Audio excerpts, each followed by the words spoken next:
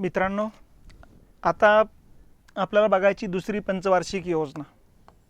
ठीक आहे. दुसऱ्या पंचवार्षिक योजनेचा कालावधी थोडक्यात लक्षात घ्या. 56 ते 61चा कालावधी येतो.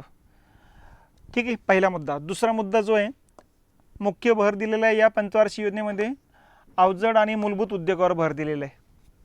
प्रतिमान स्वीकारलं होतं PC महालनोबिस. हे संख्याशास्त्रज्ञ आहे आणि यांचा जन्मदिवस हा 29 जून हा राष्ट्रीय सांख्यिकी दिन म्हणून साजरा केला जातो. रामानुजन सोबत हे लंडनमध्ये शिक्षणासाठी होते बघा. एकाच रूममध्ये हे रूममेट होते दोघंजणं. त्याच्यानंतर या पंचवार्षिक योजनेचं लक्ष जे होतं ते 4.5% टाकलं होतं. प्रत्यक्षात साध्य कमी झालेले. ते कमी काय झालं आपल्याला तेही बघायचे. हा मूलभूत गाभा याचा. आणि या पंचवार्षिक योजनेमध्ये जो काही खर्च करण्यात आलेला आहे तरतूद, तर 7,900 कोटी रुपयाची होती. ठीक आहे. तर हा साच्या पहिल्या दुसऱ्या पंचवार्षिक योजनेचा आहे. आराखडा तयार करायला सुरुवात अगोदरपासूनच होत असते. आता या पंचवार्षिक योजनेमध्ये पहिला मुद्दा हाच आहे की अवजड आणि मूलभूत उद्योगावर भर का दिला. अवजड कारखाने म्हणजे पोलाद कारखाने आणि मूलभूत उद्योग म्हणजे शेतीशी संबंधित किंवा प्रोसेसिंग करणारे कारखाने म्हणा किंवा गाभाभूत कारखाने म्हणा, कोर उद्योगधंदे म्हणा. तर हा पट्टा येतो असतो बघा. ठीक आहे. तर या पट्ट्याबद्दल थोडक्यात लक्षात ठेवा. मूलभूत उद्योगावर भर का दिला किंवा अवजड उद्योगावर भर का दिला. तर 1954ला आवडी या ठिकाणी काँग्रेसचं अधिवेशन झालं होतं आणि याचे अध्यक्ष आवडी हे आपल्याला माहिती आहे तामिळनाडूमधलं ठिकाण आहे. त्या ठिकाणी काँग्रेसच्या अधिवेशन UN ढेबर यांच्या अध्यक्षतेखाली झालेले होतं आणि या अधिवेशनामध्ये समाजवादी समाज रचना प्रस्थापित करण्याचा ठराव संमत झालेला आहे. समाजवादी समाज रचना म्हणजे काय? देशामध्ये समता निर्माण करणे, विषमता नष्ट करणे. आता समता निर्माण करण्याचा धोरणात्मक निर्णय झाला. आता समता निर्माण करायचं म्हणजे थोडक्यात काय, गरीब श्रीमंतातली दरी कमी करणे. जी दरी येते त्यांच्यातला जो फरक आहे तो कमी करायचा. म्हणजे श्रीमंताचं उत्पन्न जास्त आहे, गरिबाचं उत्पन्न कमी. मग आता या ठिकाणी समता निर्माण करायचं असेल, एकतर श्रीमंताकडचा पैसा कमी करा आणि गरिबाचा वाढवा किंवा गरिबाचं उत्पन्न वाढवा. मग आता श्रीमंताचा पैसा कमी करायचं म्हटलं त्यांच्या मनात कायमस्वरूपी राग निर्माण होईल. तो राग निर्माण होऊ द्यायचा नसेल तर गरिबाचाच उत्पन्नात वाढ करणं गरजेचे आहे. आणि गरिबाची उत्पन्न वाढवायचं असेल तर गरिबांना रोजगार देणं गरजेचे आहे. मग या ठिकाणी PC महालनोबिसनं सांगितलं रोजगार आता शेती क्षेत्रातून जास्त काही निर्माण होणार नाही, कारण ऑलरेडीच शेती क्षेत्रामध्ये ओव्हरलोडेड या ठिकाणी रोजगार उपलब्ध होतोय. म्हणजे जेवढा रोजगार असायला पाहिजे त्याच्या दुप्पट तिप्पट रोजगार शेतीतून मिळतोय. म्हणजे तो प्रचंड बेरोजगारी ऑलरेडी तिथं आहे. म्हणजे आता बाकीचे क्षेत्र रोजगारासाठी शोधणं गरजेचे होते आणि बाकीचे क्षेत्र म्हणजे उद्योगधंदे. म्हणून या पंचवार्षिक योजनेमध्ये उद्योगधंद्यावरती भर देण्याचे निश्चित करण्यात आलं. हे याचं पहिलं कारण होतं. दुसरं कारण काय होतं की भारतामध्ये कारखानेच ऑलरेडी कमी होते. त्यामुळं आपल्याकडे पक्का माल नव्हता आणि पक्का माल नसल्यामुळं पक्क्या मालाची किमती सातत्यानं चढत्या राहायच्या, वाढत राहायच्या. पक्का माल दुसऱ्या देशातून आणून आपल्याला या ठिकाणी बाजारात ठेवावा लागायचा. मग दुसऱ्या देशातून माल आणताना पक्क्या मालाला किंमत जास्त मोजावं लागायची. त्यामुळं आपलं परकीय कर्ज पण वाढत चाललं होतं बघा एका बाजूला. तर दुसऱ्या बाजूला आपण कृषीप्रधान देश होतो आणि कृषीप्रधान देश असल्यामुळं साहजिकच या ठिकाणी ज्या काही वस्तू निर्माण व्हायच्या कच्चा माल निर्माण व्हायचा आणि त्यामुळं आपण कच्चा माल किंवा अन्नधान्य वगैरे निर्यात करायचो. आंतरराष्ट्रीय बाजारामध्ये या कच्च्या मालाला खूप कमी किंमत असते. त्यामुळं साहजिकच याच्यातून काही साध्य होतं अशातला काही भाग नाही. त्यातून रक्कम मिळायची कमी. म्हणजे कच्च्या मालाची निर्यात करणारा देश अशी आपली प्रतिमा होती आणि त्यातून उत्पन्न मिळायचं कमी. त्यामुळे साहजिकच आहे. आणि पक्का माल आयात करताना त्याच्यावर खर्च व्हायचा जास्त. म्हणून या ठिकाणी हे लक्षात घेतलं पाहिजे की सरकारचे हे लक्षात आलं होतं की आता कारखाने जर काढले तर त्याच्यातून पहिला फायदा हा होईल की रोजगार निर्माण होईल. दुसरा फायदा पक्का माल याच ठिकाणी निर्माण होईल. तिसरा फायदा पक्का माल दुसऱ्या देशातून आणण्याची गरज पडणार नाही आणि त्याच्या आयातीवर होणारा खर्चाची बचत करता येईल. चौथा फायदा पक्का माल इथं मोठ्या प्रमाणात निर्माण झाला तर महागाई कमी करता येईल. लोकांना स्वस्तामध्ये त्या वस्तू मिळून जातील.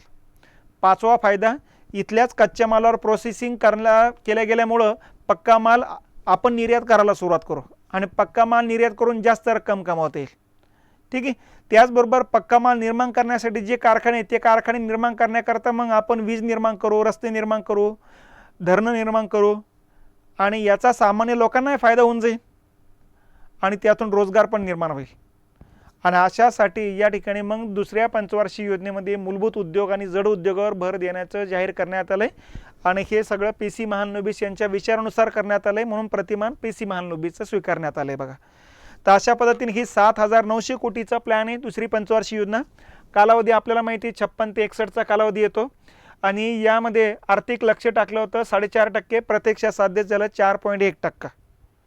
मग आता साध्य कमी झालं, साध्य कमी का झालं ते शेवटी सांगतोच, शेवटी बघू आपण.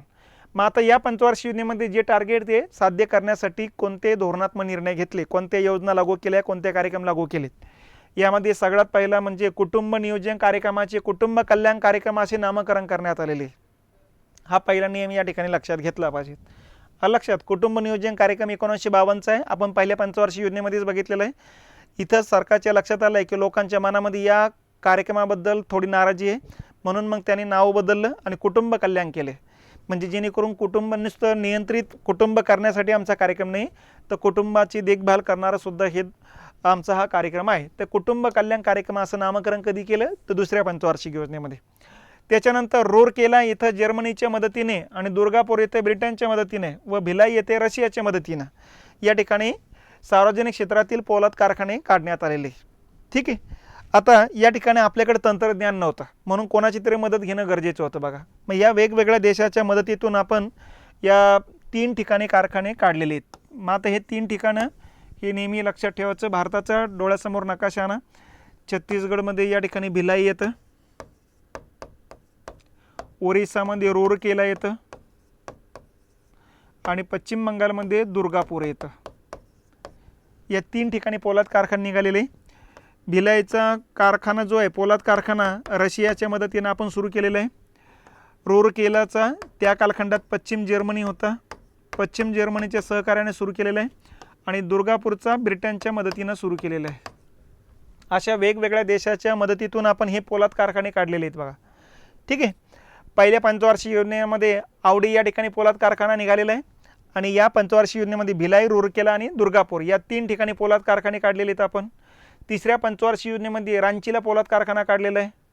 चौथ्या पंचवार्षिक योजनेमध्ये विजयनगर आणि बोकारो या ठिकाणी पोलाद कारखाने काढलेला आहे. 6व्या पंचवार्षिक योजनेमध्ये विशाखापट्टणम आणि सालेम या ठिकाणी पोलाद कारखाने काढलेले आहेत. तर कोणत्या पंचवार्षिक योजनेमध्ये कोणत्या कोणत्या ठिकाणी पोलाद कारखाने निघालेत, कोणाच्या सहकार्याने निघालेत ते लक्षात घ्यायचं आहे आपण. तर अशा पद्धतीनं हा दुसरा मुद्दा इथं लक्षात घेण्यासारखा आहे. तिसरा मुद्दा येतो पेरांबूर या ठिकाणी रेल्वे वाघिणीचा कारखाना काढण्यात आलेला आहे. ठीक आहे. हे बघा पेरांबूरला पहिल्या पंचवार्षिक योजनेमध्ये रेल्वे डबे निर्मितीचा कारखाना काढलेला आहे आणि डबे जाम फ्लॅटवरती ठेवतात, प्लॉटवरती ठेवतात, तो प्लॉट म्हणजे वाघिणी. लक्षात. मग तिथंच रेल्वे वाघिणी निर्मितीचा कारखाना या ठिकाणी काढण्यात आलेला आहे. तर हा एक मुद्दा लक्षात ठेवा. त्याच्यानंतर भोपाळ येथे अवजड वीज उद्योग स्थापन करण्यात आला, भारत हेवी इलेक्ट्रिकल लिमिटेड हा या ठिकाणी काढण्यात आलेला आहे. आलं लक्षात. तर हा एक मुद्दा या ठिकाणी लक्षात घेण्यासारखा आहे. हा आज अस्तित्वात असलेला सरकारी उद्योगधंदा आहे. ठीक आहे. भेल म्हणतो आपण त्याला, भारत हेवी इलेक्ट्रिकल हे, तर शॉर्ट फॉर्म त्याचं नाव आहे भेल. त्याच वेळेस मुंबईत नॅशनल ऑर्गॅनिक केमिकलचा कारखाना काढण्यात आला, जैविक रासायनिक कारखाना म्हणतो आपण त्याला. तर याच पंचवार्षिक योजनेतल्या घटना आहेत आणि याच पंचवार्षिक योजनेमध्ये दुसरं औद्योगिक धोरण जाहीर करण्यात आलेले. तर मग पहिल्या औद्योगिक धोरण 1948चं ज्यामध्ये मिश्र अर्थव्यवस्था स्वीकारलेली आपण. दुसरं औद्योगिक धोरण 56चं ज्यामध्ये जड आणि पोलाद कारखाने निर्मितीवरती भर देणारा धोरणात्मक निर्णय घेतलेला आहे. तिसरं औद्योगिक धोरण 1977चं ज्यामध्ये लघु आणि कुटीर उद्योगाच्या विकासावर भर देण्याचं जाहीर केलं आणि चौथं महत्त्वाचं औद्योगिक धोरण आहे 1991चं ज्यामध्ये नवीन आर्थिक सुधारणा, जागतिकीकरण म्हणू आपण, मुक्त अर्थव्यवस्था म्हणू, या मुक्त अर्थव्यवस्थेचा धोरणात्मक निर्णय घेतलेला आहे. तर अशा पद्धतीनं या ठिकाणी यापैकी ह्या 4 धोरणापैकी हे दुसऱ्या क्रमांकाचं महत्त्वाचं धोरण आहे. हे बघा प्रत्येक सरकारनं आणखीन वेगवेगळ्या औद्योगिक धोरणं राबवलेले आहेत. हां, हे एकमेव 4च औद्योगिक धोरणं नाही, अशी आतापर्यंत औद्योगिक धोरणं 10-15 पुढेच आहेत, पण 4 त्यातले महत्त्वपूर्ण आहेत ज्याच्यावरती बहुतीच प्रश्न राहतो. 48, 56, 77 आणि 91. तर हे 56चं जड पोलाद कारखान्यावर भर देणारं औद्योगिक धोरण आहे, 77चं लघु आणि कुटीर उद्योगावर, 91चं मुक्त अर्थव्यवस्था स्वीकारण्यावर आणि 48चं मिश्र अर्थव्यवस्था स्वीकारण्याचं आहे. तर हे घटना या ठिकाणी लक्षात ठेवा. त्याच्यानंतर 56ला LICची स्थापना करण्यात आलेली. ठीक आहे, लाईफ इन्शुरन्स कॉर्पोरेशन म्हणतो आपण.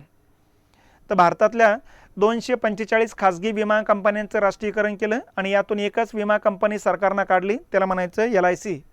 म्हणजे जे विमा क्षेत्र होतं, विमा क्षेत्राचं सरकारनं सरकारीकरण केलं आणि सगळ्या खाजगी कंपन्यांचं विलिनीकरण करून एकच कंपनी काढली, LIC, लाईफ इन्शुरन्स कॉर्पोरेशन म्हणतो. 1 सप्टेंबरला आपण त्याची स्थापना केलेली 56ला. 1 सप्टेंबर आज LIC दिन म्हणून साजरा केला जात असतो. ठीक आहे, तर अशा पद्धतीनं या ठिकाणी LICची स्थापना आहे. हा विमा आहे. देशभरातील लोकांकडून विम्याच्या स्वरूपात लहान लहान रकमा जमा करायच्या आणि जमा झालेली रक्कम सरकारचे उद्योगधंद्यामध्ये या ठिकाणी गुंतवणूक करायच्या. यातून लोकांचाही विम्याचं या ठिकाणी लोकांच्या जीवनानंतर घरच्यांना विम्याचं संरक्षण दिलं जाते, आरोग्याचं संरक्षण दिलं जाते. तर दुसऱ्या बाजूला सरकारला सुद्धा उद्योगधंदे काढण्यासाठी कर्ज काढण्याची गरज पडत नव्हती, कारण हेच इनडायरेक्टली कर्जच होतं. तर सरकारचाही या ठिकाणी फायदा होता आणि दुसऱ्या बाजूला सामान्य जनतेचाही फायदा होता. आज ही जगातली सर्वात मोठी विमा कंपनी LIC आहे. ठीक आहे, त्याच्यानंतर 1956ला तेल व नैसर्गिक वायू महामंडळाची स्थापना करण्यात आली. ONGC म्हणतो आपण त्याला, oil and natural gas corporation. तर 1956ला याची स्थापना करण्यात आलेली. तर तेलाचं उत्पादन करणारी ही सरकारी कंपनी आहे. सरकारने या 2 कंपन्या काढलेल्या आहे तेलाचं उत्पादन करण्याकरता. एक आहे ऑइल इंडिया लिमिटेड, शॉर्टकट त्याला ऑइल म्हणायचं, आणि एक आहे ONGC. ONGCची स्थापना 56ची आहे आणि 59ला ऑइल इंडिया लिमिटेडची स्थापना आहे. ह्या दोन्ही कंपन्या सरकारी कंपन्या आहेत. या दोन्ही सरकारी कंपन्या भारतभरात कोणत्या कोणत्या ठिकाणी petrol, diesel, kerosene, natural gas आहे याचा शोध घेण्याचं काम करत असते. ठीक आहे, आणि प्रोडक्शन करून त्याचं शुद्धीकरण करण्याचं काम करते.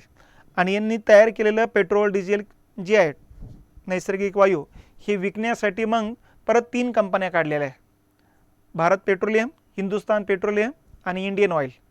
या 3 सरकारने मार्केटिंग करण्यासाठी, माल विकण्यासाठीच्या कंपन्या आहेत बघा, वितरणासाठीच्या कंपन्या आहेत या. ठीक आहे, तर हे उत्पादन करणाऱ्या 2 कंपन्या आहेत तेलाचं आणि उत्पादन विकणाऱ्या 3 कंपन्या आहेत वेगळ्या. तर उत्पादन घेण्यासाठी या 2 कंपन्यांची स्थापना या कालखंडातली 56 आणि 59ची. ठीक आहे, दुसऱ्याच पंचवार्षिक योजनेमध्ये येतं. 56लाच आर्थिक विकेंद्रीकरणासाठी खादी आणि ग्रामोद्योग कार्यक्रम सुरू करण्यात आला आहे.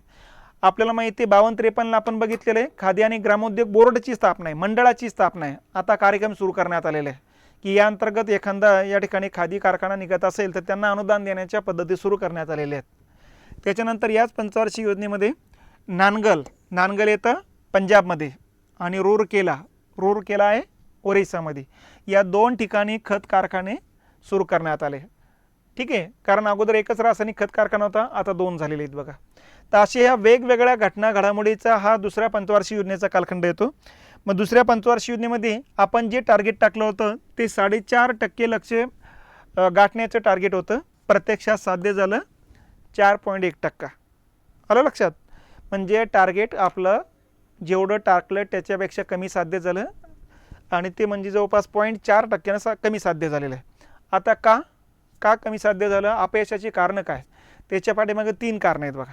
3 कुठली ते लक्षात घेऊ आपण. सगळ्यात पहिलं कारण जे आहे ते म्हणजे सुएझ कालव्याचा प्रश्न या कालखंडात निर्माण होताना दिसतो. ठीक आहे, आता सुएझ कालवा कुठे अगोदर ते लक्षात घ्या. हा युरोप खंड येतं, हा इथं भूमध्य सागर आहे, इकडं आफ्रिका खंड आहे, इथं हा तांबडा समुद्र आहे, इथं भारत येतो आपला, बरोबर आहे. आता भारतातून इंग्लंडला किंवा युरोप खंडात जायचं असेल तर हा मार्ग होता अगोदर. 1969ला काय केलं, इंग्लंड आणि फ्रान्सनं या ठिकाणी तांबडा समुद्र, भूमध्य समुद्र यांना जोडणारा 131 किलोमीटर लांबीचा कालवा खोदला. या कालव्याला म्हणायचं सुएझ कालवा.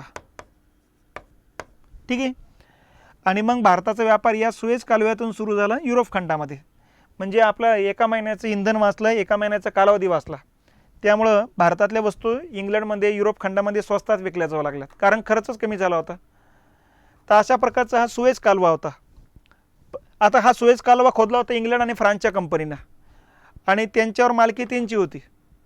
मग 1948ला इजिप्त स्वतंत्र झाला, इजिप्तच्या प्रदेशातून जात होता. इजिप्तनं मग काय केलं, 1956ला त्याचं राष्ट्रीयकरण केलं, या कालव्याचं सरकारचं नियंत्रण प्रस्थापित केलं. त्यामुळे इंग्लंड फ्रान्स भडकले, त्यांनी यांच्यावर आक्रमण केलं. त्यामुळं काही कालखंडाकरता हा कालवा पडला बंद, हा मार्ग झाला बंद. त्यामुळे मग भारताचा व्यापार परत आफ्रिका खंडाला वळसा घालूनच जाण्याशिवाय पर्याय नाही.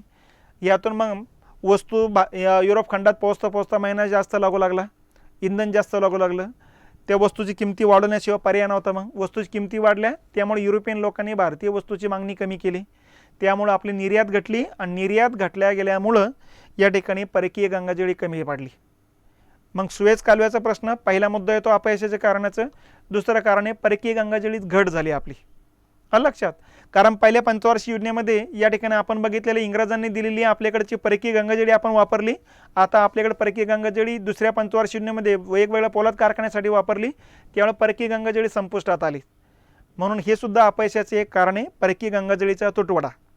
आणि तिसरं कारण होतं की या कालखंडामध्ये पाणी पाऊस थोडा मागं पुढं करायला लागला होता, खंडितपणा यायला लागला होता, मान्सूनमध्ये अनियमितपणा चालला होता. त्यामुळं प्रतिकूल मान्सूनामुळं अन्नधान्याच्या उत्पादनात घट झाली आणि अन्नधान्याच्या उत्पादनात घट झाल्यानंतरच मग या ठिकाणी सगळ्यात मोठा फटका आपल्याला बसला. त्यातून जे लक्ष्य होतं ते लक्ष्य काही साध्य झाताना दिसत नाही. तर अशा पद्धतीनं हे असे वेगवेगळे कारण आहे की त्या कारणामुळं या योजनेला अपयश येताना दिसतंय. ठीक आहे.